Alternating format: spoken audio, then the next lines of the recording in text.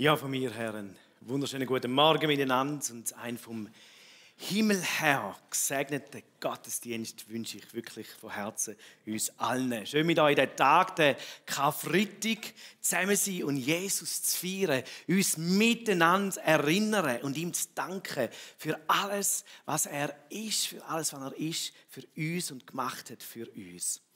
Im Alten wie im Neuen Testament kommt uns das immer wieder entgegen, dass wir uns an die wichtigen Sachen, an die wichtigen Dinge, die Gott für uns Menschen tun hat, sollen erinnern. Und darum, so gut bist du heute Morgen da und steckst nicht im Stau Richtung Süden.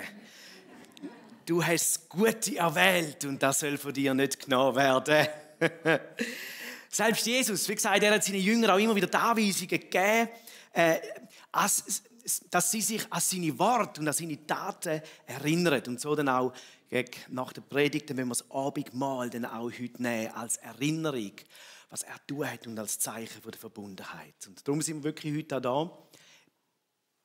Der Tag, wo vor 2000 Jahren am Kreuz in Jerusalem die Welt verändert worden ist. Es war nicht mehr die gleiche. Vergebung, Frieden, Wiederherstellung, wo unser menschliches Denken übersteigen tut, ist durch Jesus am Kreuz auf Golgatha geschehen. Der Brief, Kolosserbrief, Kapitel 1, Vers 20, bringt das so gut auf den Punkt, nämlich, dass durch Jesus alles mit Gott selber versöhnt worden ist. Es heißt dort, Kolosser 1,20, dadurch, dass Christus am Kreuz sein Blut vergoss, hat Gott Frieden geschaffen.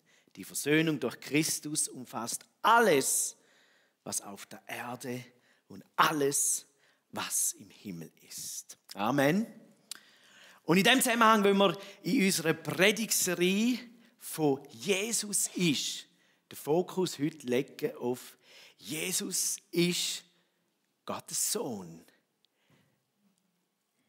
Ich bin letztens gefragt worden von einem Freund, auch Pastorenfreund, und er hat mich so, macht man manchmal so ein bisschen, hey, wo sind da gerade 3 im Moment, was haben wir für eine Themenreihe in der Predigt? Und dann habe ich so gesagt, wir reden über Jesus. Und er schaut mich an und sagt, ist auch mal Zeit geworden. Und genau das ist der Grund, wieso ich dich einladen tue. Also, heute Jesus der Sohn. Und wirklich Jesus der Sohn. Wir haben, das gehört in dem Eindruck schon. Möge das wirklich unsere Herzen berühren. Denn Jesus ist der Sohn von einem Vater. Wir haben eine Vater-Sohn-Beziehung. Und ich weiss, auf Erde ist es leider so, dass einige Familien, vielleicht kennen wir solche, vielleicht haben wir das auch selber, manchmal nicht ganz einfache und manchmal nicht so gute oder tiefe Eltern- oder Eltern-Kind-Beziehungen haben. Aber nicht so im Himmel.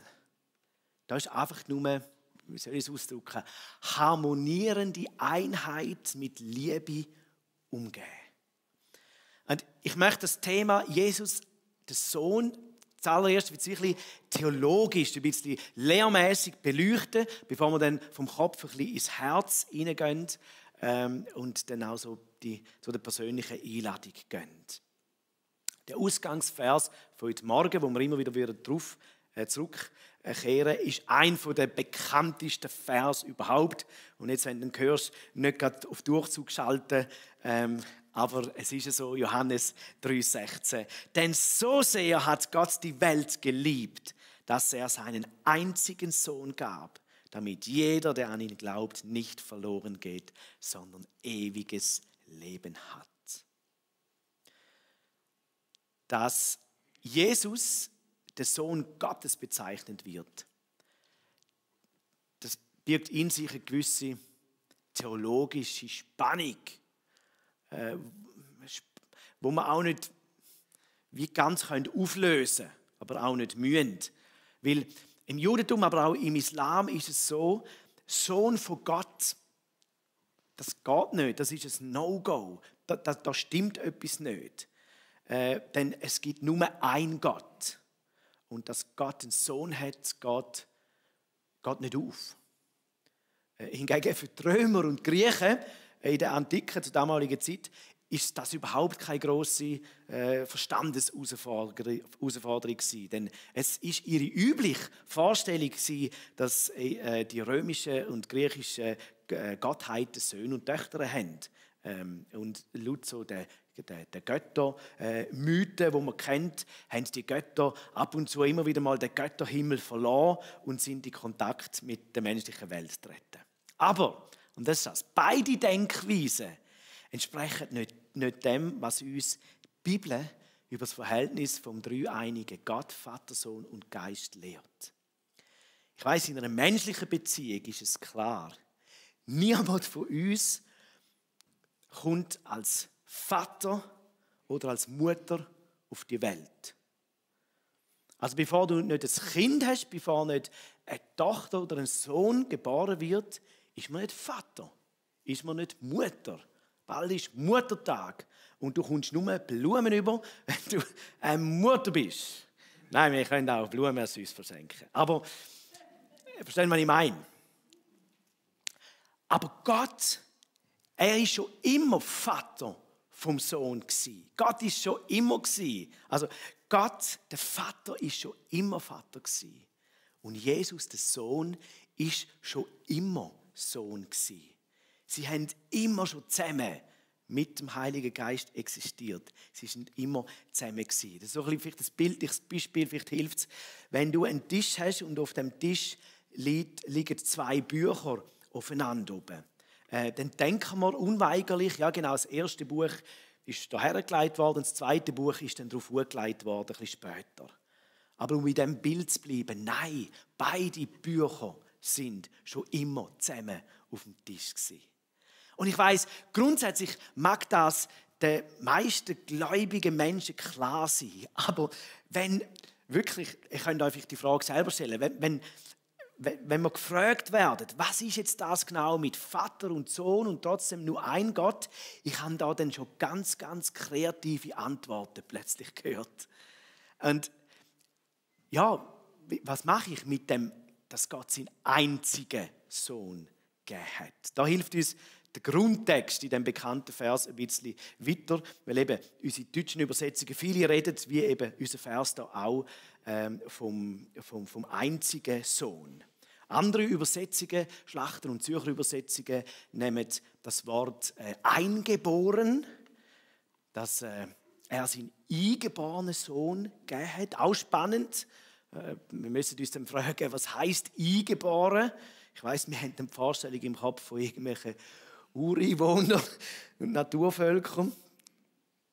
Im Griechischen wird das Wort monogenes verwendet. Also, dass er seinen monogenes Sohn gegeben hat. Und das Wort monogenes wird zusammengesetzt, eigentlich mono und genes. Und mono, das Wort kennen wir vielleicht, fast gesagt, das Monopol kommt von dort her. Nein, also, aber das Wort Monopol, Monopol, unser Wort Monopol kommt von dort her und heisst einzig, eins, allein. Und Genes heisst Art, Sort, Typ, Kategorie. Und wenn ich das zusammennehme, dann heisst das Monogenes eigentlich einzigartig, einmalig, besonders, ohne Gleiche. Also das gibt es nur einmal. Jesus ist der Einzige von seiner Art. Aber eben, das passt eben nicht zusammen in ein Wort rein.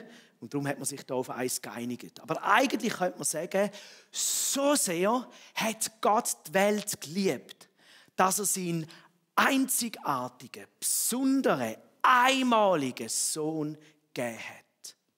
Und genau das ist Jesus. Niemand ist ihm gleich.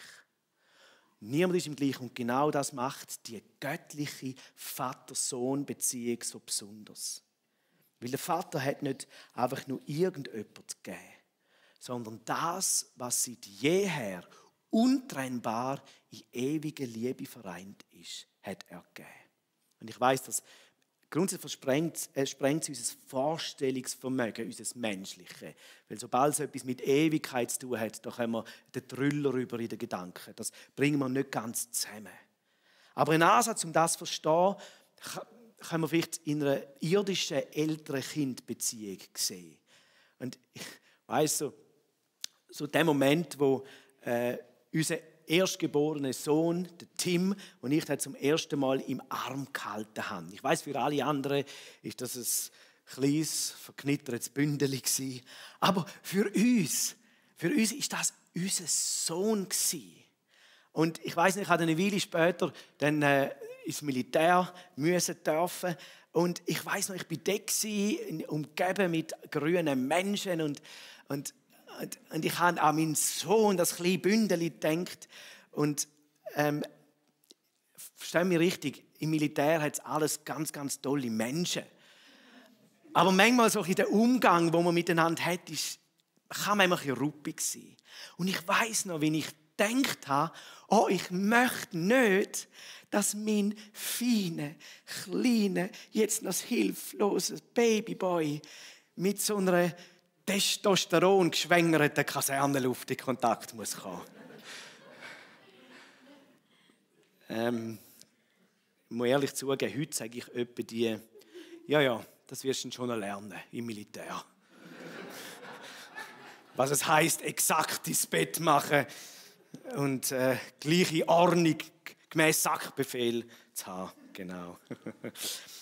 Aber es tut uns Eltern weh, wenn unsere Kinder heimkommen und mit Tränen in den Augen erzählen, dass sie von anderen Kindern ausgelacht oder von irgendjemandem ungerecht behandelt worden sind. Da kommen Gefühle in uns als Eltern auf von Wehe.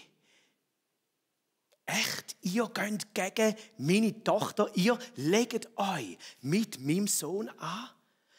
Das wird plötzlich dann sehr persönlich. Und wir fühlen mit, wir leiden mit, wir wollen etwas tun, wir wollen eingreifen, wir wollen helfen. Ich weiss noch, wo Sohn Nummer 2 mit einer akuten Bronchitis im Kinderspital war. Micha war noch ziemlich klein und somit bin ich die ganze Zeit bei ihm in dem Spital. Wir sind zwar gut versorgt worden, aber der Micha wollte dann trotzdem nach 2 Tagen wirklich heimgehen.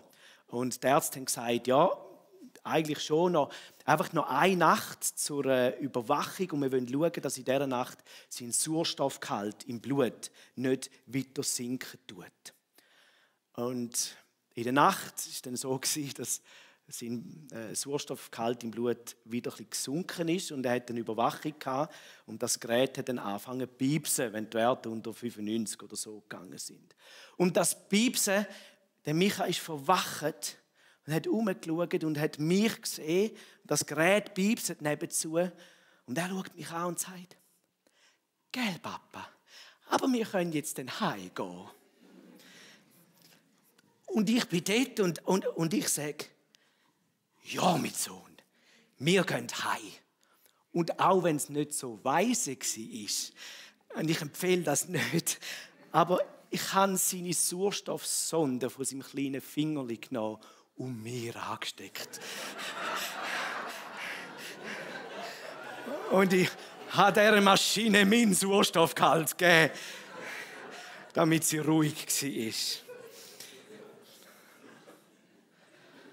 Solche Sachen macht man für die einem ganz nahe sind.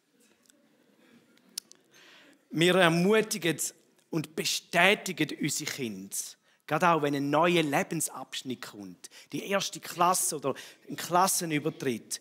Und genau das lesen wir von Vater und Sohn, von Jesus auch.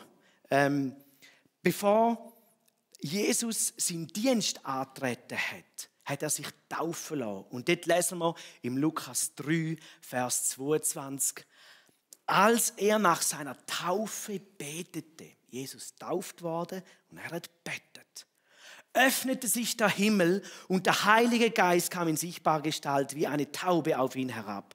Und aus dem Himmel sprach eine Stimme, du bist mein geliebter Sohn. An dir habe ich große Freude. Was für eine Ansage, was für eine Bestätigung. Und wenn du Eltern sein darfst, dann hoffe ich, dass du diesen Satz auch ab und zu mal deinen Kindern kannst sagen oder gesagt hast. Jesus und sein Vater. Was für eine einzigartige Nähe. Der Vater sagt, mein geliebter Sohn. Und der Sohn sagt, aber mein lieber Papi. In unserem Ausgangstext von Johannes 3,16 lesen wir Folgendes, dass Gott die Welt so fest geliebt hat, dass er eben seinen Sohn gegeben hat. Der Fokus auf geben. Der Sohn ist gegeben worden. Ich weiss, manchmal sehen wir mehr die dienende Haltung von Jesus. Und wir schauen mehr auf halten die andere Backe hin, Lehre. Und denken so ein bisschen, er ist die Liebe. Und der Vater, er ist ein bisschen halt eben der Strengere, der Ernstere. Aber ich erinnere uns daran, der Vater hat seinen Sohn gegeben, seinen einzigartigen, besonderen, einmaligen Sohn. Bevor alles, was wir sehen, wir sind, geschaffen worden ist, sind Vater und Sohn zusammen gewesen. Und ich weiss nicht genau, die Bibel schweigt über das, wie die Zeit war, bevor es eben unsere Zeit gegeben hat, wie Vater, Sohn und mit dem Heiligen Geist. Manchmal habe ich so eine Vorstellung, die beiden haben wahrscheinlich miteinander mit den Planeten Billard gespielt. Schau mal, dort der rote. Achtung, ein schwarzes Loch. Nein, gut. Vielleicht haben sie unser System so mit. Nein. Aber irgendetwas haben sie miteinander gemacht. Es war eine Beziehung miteinander da gewesen. Wie viel Liebe braucht es für einen Vater, um sein Kind hinzugeben? Für jemand anders. Und nicht einfach für jemand anders, sondern für jemand, der sich nicht einmal darum kümmert. Im Gegenteil. Das heisst im Römer 15, als wir noch Feinde Gottes waren, hat er uns durch den Tod seines Sohnes mit sich versöhnt. Wir können menschlich nicht wirklich fassen, was es für Gott, den Vater, bedeutet, mitzuerleben, wie sein Sohn verachtet, verspottet, gefoltert und unter unmenschlichem Leiden hingerichtet wird. Für uns. Ich weiss, wir sagen relativ schnell einmal, Jesus ist für unsere Sünde gestorben. Und an dem ist nicht falsch. Aber weil eben heute Karfreitag ist, wieder mal der Fokus. Jesus ist nicht einfach gestorben. Er ist getötet worden, ermordet, und zwar erbarmungslos. Und warum? Ich weiß nicht, ob du dir schon mal die Frage gestellt hast, wieso hat denn Jesus so brutal müssen sterben? Wieso so brutal? Er hätte ja auch anders können sterben. Wieso so brutal? Der Grund ist ein grosses Wort, das wir in unserem alltäglichen Sprachgebrauch nicht wirklich viel brauchen, weil uns manchmal vielleicht auch, je nachdem, ein bisschen der Hintergrund, der alttestamentliche Hintergrund, ein bisschen fehlt. Aber der Grund ist ein Wort, das nennt sich Sühne. Bevor ich darauf eingehe, einfach 2 Stellen zur Verifizierung. 1. Johannes 2,2. Er ist die Sühne für unsere Sünden, aber nicht nur für unsere Sünden, sondern auch für die der ganzen Welt. 4,10. Darin besteht die Liebe, nicht, dass wir Gott geliebt haben, sondern dass er uns geliebt und seinen Sohn als Sühne für unsere Sünden gesandt hat. Das Wort Sühne ist so etwas, wenigsten von uns könnten das auf den Punkt bringen. Bevor ich das Wort Sühne erkläre, noch kurz ein anderes Wort, das ähnlich tönt, und zwar Entsühnung. Sühne und Entsühnung. Ich hoffe, ihr seid noch da heute Morgen. Das ist wichtig. Wenn du die beiden Wörter verstehst, dann liest du die alttestamentlichen Opferbestimmungen anders. Schaut, Entsühnung schaut auf die Sünde mit der Perspektive vom Sünder. Also Entsühnung heisst, unsere Sünden sind deckt Um unsere Sünden hat sich jemand gekümmert. Sie sind gereinigt, sie sind entfernt. Und wir sind dankbar, dass eine Sühnung stattgefunden hat, dass unsere Sünden vergeben sind. Aber Sühnung, da ändert sich die Perspektive. Die Sühne schaut die Schuld von der Perspektive von Gottes an. Sühne ist Gottes Perspektive auf Schuld. Entsühnung, mir, Sühnung, Gott. Das sind zwei verschiedene Perspektiven. Denken wir daran, Gott ist ein heiliger Gott. Sühnung heisst, dass Gottes Zorn über die Sünde komplett Genüge getan worden ist. Und dass komplett Gottes Gerechtigkeit über die Ungerechtigkeit geschehen ist. Ich möchte das anhand von einem Vergleich ausführen, dass wir es vielleicht noch ein bisschen mehr verstehen. Es ist ein starker Vergleich und ich hoffe wirklich, dass du nie die Situation selber schon erlebt hast oder musst erleben. Aber stell dir vor, jemand von deiner Familie, jemand, der dir nachsteht, wird ermordet. Und es kommt zu einem grossen Straf- und Gerichtsverfahren und es wird eine Person verurteilt. Aber bevor es zu dieser Bestrafung kommt, sagt eine andere Person, ich werde die Bestrafung für diese Person auf mich nehmen. Frage, würde das deinen Zorn oder deine Wut, deinen Schmerz wegnehmen, wenn du einfach wüsstest, da hat einfach eine andere Person ist gekommen und wird jetzt, würde das den Schmerz lindern? Nein. Nein.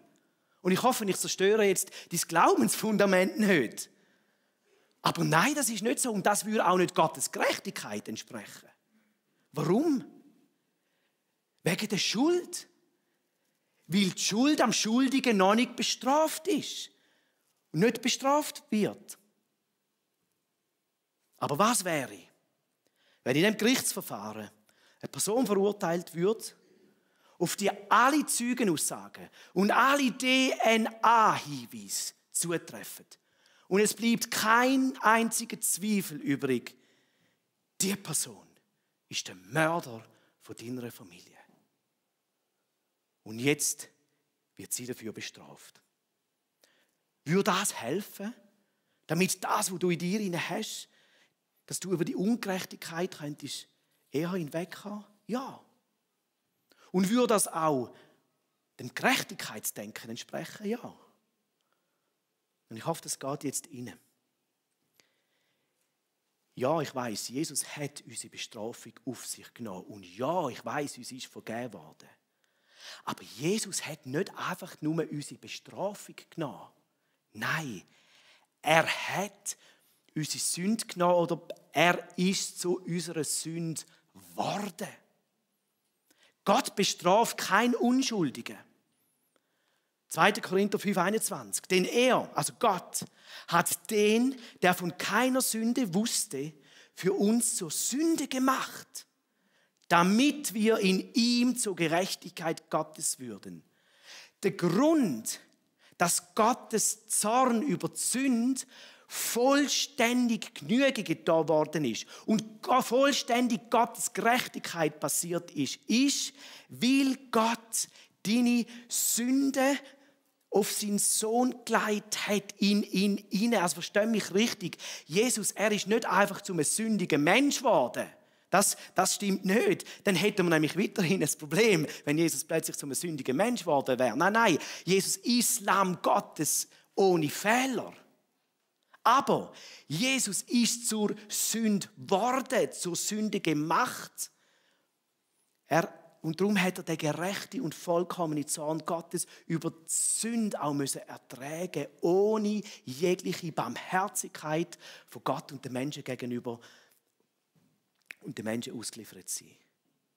Die Sünde hat nur vollkommen aufgehoben werden, weil sie vom vollkommenen Zorn Gottes getroffen worden ist. Am Kreuz sieht Gott und behandelt Gott, den Vater, seinen Sohn so, als ob Jesus persönlich deine Sünde begangen hätte. Das ist Sühnig. Sühneopfer. Das meint, du bist entsühnt. Am Kreuz behandelt Gott seinen Sohn so, als ob er dies Leben gelebt hätte. Aber genau darum, wie der zweite Teil vom Versen sagt, kann Gott dich jetzt so behandeln, als ob du das Leben von seinem Sohn gelebt hättest.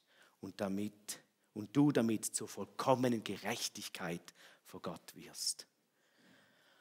Und das ist der Grund, wieso dass Gott seinen Sohn einfach nicht einfach nur für ein, Entschuldigung, der Ausdruck, verlängertes Wochenende auf die Erde geschickt hat. So ein bisschen von Gründonnerstag bis Ostermontag. So sterben und auferstehen. Nein, Jesus, mehr als 30 Jahre hat er auf der Erde gelebt. Und die Bibel sagt, dass er in dieser Zeit mit allem versucht und konfrontiert worden ist, wie wir. Und das hat im Säuglingsalter angefangen, hat sich in seiner Kindheit nicht geändert, in seinen Teenagerjahren bis hin zu seinem Erwachsenenleben. Mit allem konfrontiert worden. Ihr Teenager, eure Herausforderungen, die ihr habt, Jesus kennt die. Kinder haben wir da keine. Aber es ist so. Alles, der Eltern gehorsam sein. Die Herausforderungen hat er alle gehabt. Aber er blieb ohne Sünde und erfüllt mit seinem Leben Gerechtigkeit, wo Gott gefällt. Am Kreuz also sieht und behandelt Gott seinen Sohn, als ob er unser Leben gelebt hätte. Er wird zur Sünde gemacht. Er ist kein Sünder, aber dies und mein Leben sind ihm angerechnet, in ihn hineingelegt worden. Ein Vater gibt seinen Sohn. Warum? Weil er dich und mich liebt. Und an dem Sohn entscheidet sich Leben vom Tod. Denn so sehr hat Gott die Welt geliebt, dass er seinen einzigen Sohn gab, damit jeder, der an ihn glaubt, nicht verloren, sondern Leben hat. An den Sohn glauben. Wenn im ersten Punkt kurz angeschaut, wie der Vater seinen Sohn beim Dienst antritt, öffentlich vom Himmel her hörbar bestätigt hat. Vor der Beendigung von seinem irdischen Auftrag ist ziemlich etwas Ähnliches passiert. Jesus, er ist mit seinen engsten Jüngern auf einen hohen Berg gestiegen und hat dort die himmlische Begegnung gehabt. Und Jesus redet dort mit dem Mose als Übermittler vom Gesetz und mit dem Elia als Vertreter der Propheten. Und Jesus redet mit diesen beiden über das, was ihn in Jerusalem erwarten wird, nämlich sein Tod. Und in dem Moment erscheint die Gegenwart vom Vater wie in einer leuchtenden Wolke. Und siehe, eine Stimme aus der Wolke sprach: Dies ist mein geliebter Sohn, an dem ich Wohlgefallen habe. Auf ihn sollt ihr hören. Auf ihn sollt ihr jetzt hören. Wir verpassen manchmal, weil wir das schon vielleicht mal gelesen haben, wir verpassen wie der Wendepunkt, der da passiert. Schaut, Gott hat seinem Volk, durch den Mose und die Propheten, hat Gott seinem Volk sein Wort gegeben. Er hat ihnen seine Anweisungen gegeben, wie sie leben sollen, wie sie sich ihm nähern sollen, wie sie anbeten sollen. Er hat sie unterwiesen, wie sie leben sollen, wie sie heilig leben können. Er hat ihnen gesagt, wie sie Vergebung bekommen können. Und jetzt ist es wie so bildlich vorgestellt, es ist wie wenn jetzt der Vater seinen Sohn nimmt. Er leiht seinem Sohn seinen Arm auf die Schulter und zeigt auf seinen Sohn. Zeigt auf seinen Sohn und sagt, er übernimmt im Fall jetzt mein Business. Er wird euch zeigen, was Liebe ist. Er wird euch zeigen, was Leben ist. Er wird euch lehren, was Anbetung heisst. Er ist dem, wo ich alle Macht im Himmel und auf Erde gegeben habe. An ihm entscheidet sich alles. Und Freunde, Jakobus, Petrus und Johannes und alle weiteren Nachfolger, wenn ihr in eurem Leben eins einziges jetzt richtig machen könnt, lasst auf meinen Sohn und glaubet ihm. Denn wenn euer Leben auf dieser Erde zu Ende eben vorbeigeht, ist die Frage, die zählt, wer ist mein Sohn für euch gewesen? Und wenn mein Sohn dann sagt, dass er euch kennt, dann will ich euch auch kennen. Auf ihn sollt ihr hören. Denn so sehr hat Gott die Welt geliebt, dass er seinen einzigen Sohn gab, damit jeder, der an ihn glaubt, nicht verloren geht, sondern ewiges Leben hat. Die Band kann sich langsam parat machen, das Pad und so. Wir werden nach einem Lied noch das Abendmahl nehmen. Und die Frage, wer ist Jesus für dich? Die nehmen wir dann noch mal kurz auf. Ich komme aber zum Schluss und fasse wieder zusammen. Die Bibel zeigt uns die einzigartige und spezielle Beziehungsverbindung von Vater und Sohn. Von Jesus zu seinem himmlischen Vater. Und der Sohn ist für seinen Vater so viel mehr wert, so viel kostbarer als alles andere. Der Sohn ist so viel höher, so viel größer, so viel wichtiger als wir Menschen alle zusammen. Und darum ist der Tod von Jesus mehr gewesen, als einfach nur der Tod von einem Menschen, der bestraft worden ist und blütend 6 Stunden am Kreuz gehangen ist und gestorben ist. Er war das Wertvollste. Jesus, Gottes einzigartige, besondere, einmalige Sohn. Und aus tiefster und reinster Liebe heraus hat der Vater seinen Sohn gegeben. Warum? Wegen dir und mir. Gott gibt seinen Sohn, weil er noch mehr Kinder haben möchte. Und du sollst eins von diesen Kindern sein. Amen. Amen. Himmlischer Vater, wir danken dir für deinen Sohn Jesus. Danke, Jesus, hast du den Himmel verlassen. Hast dich frei und bereitwillig hingegeben. Jesus, wir sind vor dir und sagen, ja, Jesus, auf dich wollen wir hören. Dich wollen wir hören. Hast du das innere Empfinden, du morgen wirklich da bist und irgendwo auch bewegt bist im Herzen? Und du musst sagen, ich habe noch nie so den Entschluss gefasst. Ich habe noch nie den Schritt gemacht, auf Jesus zu hören. Und mein Glauben und mein Vertrauen einzusetzen. Schau, der Start in eine Freundschaft mit Jesus, der Start in eine Kindschaft mit dem Vater ist nicht schwierig. Er hat es uns einfach gemacht. Im Herzen glauben, dass Jesus der Herr ist.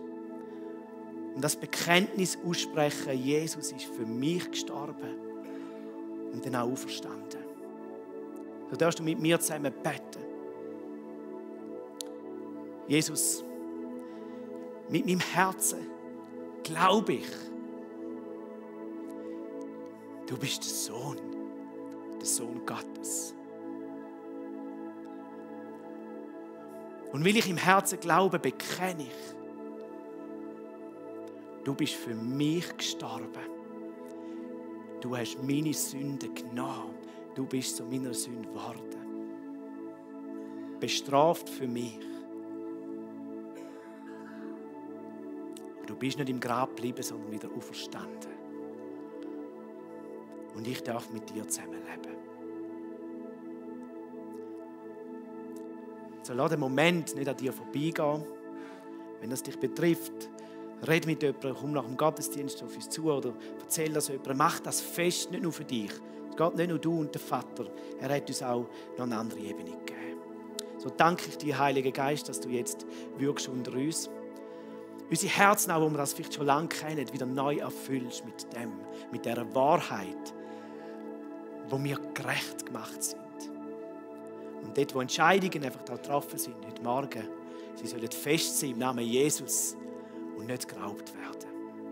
Jesus, wir lieben dich, wir ehren dich für alles, was du bist und tust. Du Sohn Gottes. Amen. Amen.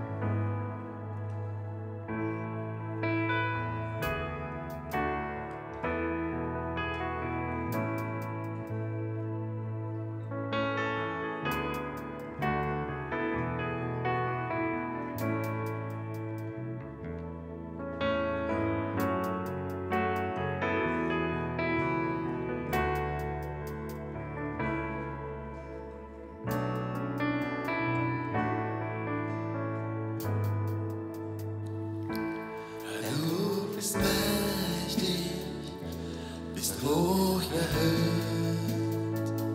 Herr, du bist prächtig und was durch dich geschieht. Herr, deine Weisheit erstrahlt in Ewigkeit, denn du warst der Herr vor aller Zeit. Herr, du bist König auf deinem Thron. Herr, du bist Schöpfer und schenkst uns deinen Sohn. Herr, deine Schönheit ist unermesslich groß. Deine Liebe lässt mich nicht mehr los. Großer Gott, du hast uns dein gemacht, starb für mich und rief, es ist vollbracht, wie ein Lamm, nahmst du es auf dich, all meine Schuld, und rettest mich, mächtiger Herr.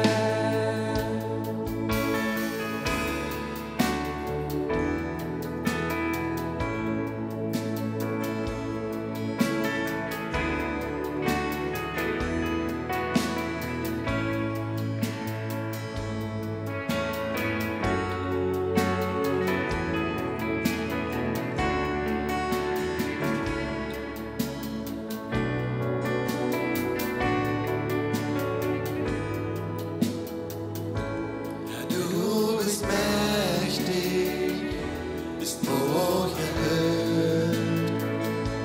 Herr, du bist prächtig und was durch dich geschieht. Herr, deine Weisheit erstrahlt in Ewigkeit, denn du warst der Herr vor aller Zeit. Herr, du bist König auf deinem Thron. Herr, du bist Schöpfer und schenkst uns deinen Sohn. Herr, deine Schönheit ist unermesslich groß. Deine Liebe Liebe lässt mich nicht mehr los. Großer Gott, du hast uns klein gemacht, du starbst für mich und richtest dich vollbracht wie ein Lamm, nahmst du es auf dich, all meine Schuld und rettest mich. Großer Gott, du hast dich klein gemacht, du starbst für mich und richtest es vollbracht wie ein Lamm, nahmst du es auf dich, all meine Schuld und rettest mich. Mächtiger